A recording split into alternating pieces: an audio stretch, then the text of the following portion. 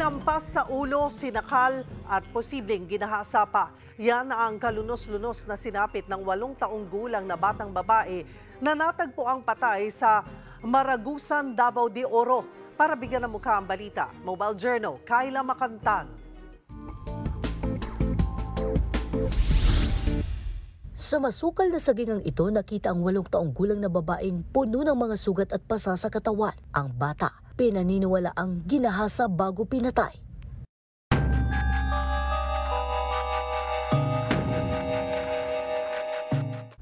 Hapon ng February 25 pa, huling nakita ng kanyang pamilya ang 8 anyos na si Colleen. Ang bata at ang kanyang ina, nagkaroon pala ng hindi pagkakaintindihan, kaya naglayas ang bata. Sabi ng bata, alis daw siya. Tapos, hinawakan ng mama, nagka-hiptusban talaga yung bata. Nakatakbo papunta doon sa direksyon na gusto niyang puntahan.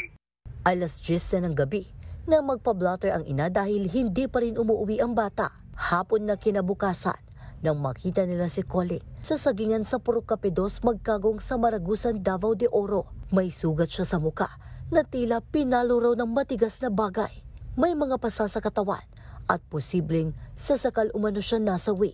May mga indikasyon din na ginahasa siya. Sa pagtutulungan ng Maragusan MPS at barangay, agad ikinasa ang follow-up operation at dito matagumpay na naaresto ang suspect. Andito ngayon yung person of interest sa position custody natin. Pwedeng file natin ito in relation to sa mga ebidensya na kuha dito. Then yung mga witnesses na nakakita, wipe ang bata. Hindi na muna ipinagbigay alam ang pagkakakilanlan ng suspect, pero ngayong araw, inilalakad na ng Municipal Police ang kaso. Mobile Journal, Kayla Macantan, hatid ang muka ng balita.